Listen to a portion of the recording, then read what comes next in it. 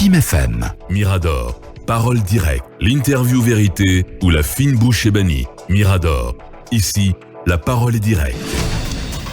Aliou Ba, président du modèle en direct de la France sous FIM FM.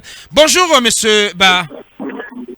Bonjour Aboubakar, bonjour à toute l'équipe de FIM, bonjour à tout le peuple de Guinée et merci beaucoup de m'avoir appelé, de m'avoir donné l'opportunité de vous dire bonjour ce matin. Bienvenue sur FIM FM. D'abord d'un mot, Aliou, expliquez-nous comment vous avez été sélectionné, vous et d'autres jeunes Guinéens.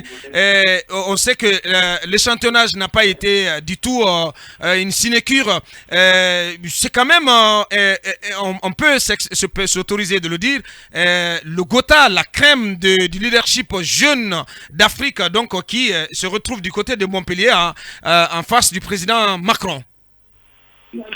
Merci Aboubakar. D'abord, je vais me faire le devoir de réitérer mes félicitations à M. Mohamed Beavogui pour sa nomination au poste de Premier ministre de la Transition. Je lui souhaite bonne chance pour le succès de sa mission pour le peuple de Guinée. Alors, comme vous l'avez signifié, d'abord, nous sommes dans un format nouveau. La nouveauté, c'est le fait que ce sommet lui-même, il a été préparé par des Africains. D'abord, c'est vrai que le président français s'est montré volontaire pour qu'on essaye de discuter afin de rebâtir ces relations-là. Et des éminentes personnalités africaines ont travaillé pendant plus de 8 mois, en l'occurrence quand on parle de M. Achille Bembe, quand on parle de Souleymane Bachir Diagne et d'autres historiens, d'autres politologues, d'autres sociologues et d'autres qui ont travaillé sur des projets sur lesquels on pourrait repartir sur des nouvelles bases. Donc ces travaux de 8 mois ont permis de toucher beaucoup de personnes de profils différents, un échantillonnage sur plus de 5000 personnes sur l'ensemble du continent, des universitaires, des chercheurs, des activistes, des hommes politiques, etc. Et cela a abouti à un ensemble de propositions, de partenariats, qui soit différente du paternalisme habituel qui a constitué le facteur de blocage. Aujourd'hui, la relation entre la France et l'Afrique est devenue suspicieuse, problématique par endroits et inefficace aussi à plusieurs égards. Donc l'opportunité était là, que des Africains y travaillent et que en face, qu'on trouve au président Macron un interlocuteur avec lequel on peut discuter d'une refondation. Parce que si on voulait faire la même chose, continuer dans la même démarche, étant donné que tout le monde est d'accord que ça ne fonctionne plus, il aurait continué d'inviter les chefs d'État. Nous avons eu des sommets Afrique-Europe en Afrique, en Côte d'Ivoire. Nous avons des sommets Afrique-Russie, des sommets Afrique-Japon, États-Unis, etc., etc. Donc, nous sommes dans le multilatéralisme dans un premier temps et aussi des relations historiques que nous avons avec la France que nous voulons rebâtir. Donc, personnellement, je prends ça avec beaucoup de modestie. Je ne suis pas le seul Guinéen dans l'ensemble du format, parce qu'il y a des entrepreneurs, il y a des blogueurs, il y a d'autres personnes, mais dans le format politique, je suis honoré d'être parmi ceux qui vont représenter l'Afrique, parler au nom de l'Afrique et défendre une nouvelle posture. C'est ce qui justifie ma présence ici. Et nous nous sommes retrouvés à l'Élysée, et on a eu des discussions et aujourd'hui nous aurons le débat de clôture. Bien, allez-y, Bamadouri au cabinet. Alors Aliou, félicitations déjà pour la représentation assez valable de la Guinée à ces rencontres. La question c'est justement dans le volet politique, quelle est la parole qui sera portée par Aliou qui vient de la Guinée, mais d'autres jeunes politiques qui sont venus d'autres pays, à l'endroit d'Emmanuel Macron, puisqu'on sait que le paradigme qui nous a mené jusque-là en termes de relations France-Afrique a toujours été décrié. Alors quel est le nouveau discours que vous allez lui servir ou que vous avez commencé à lui servir? Parce qu'on a vu des images hier où vous étiez à table avec Macron de façon, on va dire, décomplexée. Macron qui se confondait un peu à l'assistance. Mais écoutez, la rencontre de l'Élysée qui s'est passée le mardi a été vraiment quelque chose de bien parce que nous avons eu l'occasion de discuter de beaucoup de choses après près de 2 heures de discussion, ce qui n'est pas souvent, ce qui n'est pas fréquent compte tenu des agendas. Mais le président Macron nous a dit que ce qui l'intéresse aujourd'hui, c'est de discuter avec ceux qui portent une légitimité, c'est-à-dire ceux qui parlent à la jeunesse, ceux qui représentent l'aspiration de cette jeunesse-là. Sinon, on aurait fait la même chose. D'abord, ça prouve qu'il y a une certaine prise de conscience que la légitimité a une prééminence sur la légalité. C'est vrai qu'on peut dire que les dirigeants sont légaux, mais à la limite, est-ce que ce qu'ils font, c'est ce que les Africains veulent? Donc ça prouve qu'il y a d'autres acteurs africains qui influencent la vie et l'avenir du continent, qui ne soient pas forcément que les chefs d'État. C'était quelque chose de bien. Deuxièmement, moi personnellement, je lui ai fait comprendre que nous avons des profils qui sont similaires.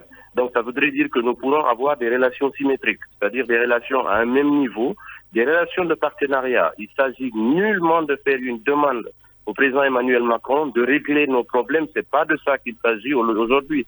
À l'occasion du débat, vous aurez l'occasion de le savoir. Nous disons à la France clairement, en tant que partenaire, comment elle compte se positionner sur toutes les questions qui sont en relation avec la démocratie, avec le respect des droits de l'homme, avec le développement et tout ça. Autant la France est un partenaire de l'Afrique, autant les États-Unis, autant la Chine, nous n'aurons pas à avoir un choix exclusif. Nous n'avons pas manqué de le dire au président français. C'est-à-dire, il suffit de se positionner en partenariat pour travailler sur des bases plus saines, avec plus de sincérité. Je donne un exemple. Aujourd'hui, on ne peut plus continuer de traiter la question des tripatouillages constitutionnels au cas par cas. On ne le traite pas selon la tête du client. Je n'ai pas manqué de le dire au président Emmanuel Macron parce que l'occasion était là pour le faire comprendre.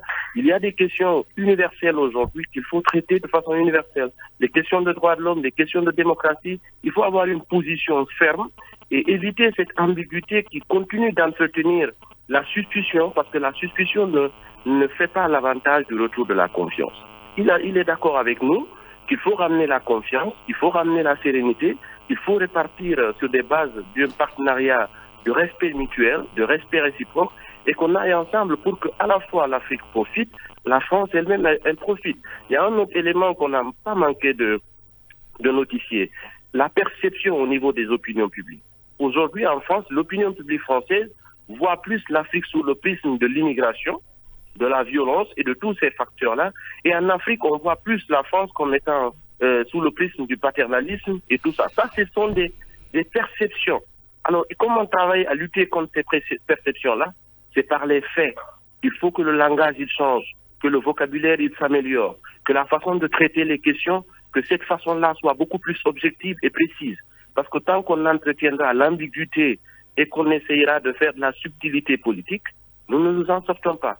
Alors, à l'instar de tous nos chefs d'État, prédécesseurs, de tous les grands fils d'Afrique que nous avons célébrés, que ce soit Nelson Mandela, que ce soit tout ce que vous connaissez, tant que l'opportunité se présente de discuter et de rebâtir, nous ne manquerons pas de saisir cette opportunité pour aller de l'avant. C'est ce que j'essaie de faire autant que possible. Je ne suis pas là parce que j'ai le mandat de X ou Y, mais en tant qu'Africain, fils de Guinée, je me sens concerné par ce qui se passe, je me sens concerné par ce qui se dessine. Alors, je n'ai pas manqué d'occasion, l'opportunité de dire ce que je pense et je suis là pour faire avancer les choses, contribuer à ma façon pour que les lignes bougent. Bien. Aliouba, en direct de la France sur Film FM à Lincoln. Alors, Aliou, parmi en tout cas les questions relatives à la jeunesse africaine, vous avez abordé celles liées aux questions de visa et de titre de séjour que de nombreux jeunes Africains, en tout cas, peinent à décrocher du côté de la France. Non, cette question, nous ne l'avons pas abordée à l'Élysée. Il se trouve qu'il n'y a pas un amalgame à faire. Achille Bembe a présenté un rapport qui contient un certain nombre de propositions. Et en général, ces questions de visa-là sont en rapport avec la coopération interuniversitaire, c'est-à-dire faire en sorte qu'il y ait plus de mobilité, parce qu'il ne faut pas faire l'amalgame comme si l'Afrique demandait des visas à la France. Notre vocation, c'est de rester en Afrique, de travailler en Afrique, de vivre en Afrique et de développer l'Afrique. Donc nous ne serons pas porteurs d'un message du type à demander des visas pour des gens. Non, c'est plutôt, il faut faciliter la mobilité parce que c'est ce qui donnera une valeur ajoutée aux échanges. Il y a des chercheurs africains. Quand on parle de Achille Bembe, il n'a plus rien à prouver. Suleiman Bachir Diagne également. Aujourd'hui, il y a plus de facilité avec certains partenaires à avoir de la mobilité universitaire. Les chercheurs guinéens, ils doivent pouvoir se retrouver dans les mêmes espaces, par exemple avec les anthropologues français, les scientifiques dans notre pays comme l'Afrique du Sud et autres. Donc ce sont ces contraintes-là qu'il faut lever pour que les échanges interuniversitaires, pour que cela se facilite, que des étudiants guinéens, des étudiants français, qu'on puisse aller dans les deux sens et que chacun tire profit du monde du savoir. Le monde s'est tellement globalisé qu'on ne doit plus imposer certaines limites, par exemple, au numérique, au savoir, il y a des choses à échanger. Donc, c'est dans ce sens-là que cela a été discuté. Bien. Ce n'est pas dans le sens d'octroi de visa pour demander des visas. Ça ne nous correspond pas. Bien. Ça le prouve déjà parce que moi, je vis chez nous, je vis dans notre pays. Ouais. Je ne suis intéressé qu'à vivre nulle part qu'en Guinée. Quand je me déplace, c'est parce que c'est nécessaire que je me déplace. Sinon, ça ne me correspond pas. Aliou Ba, en direct de la France sur Film FM d'Amirador.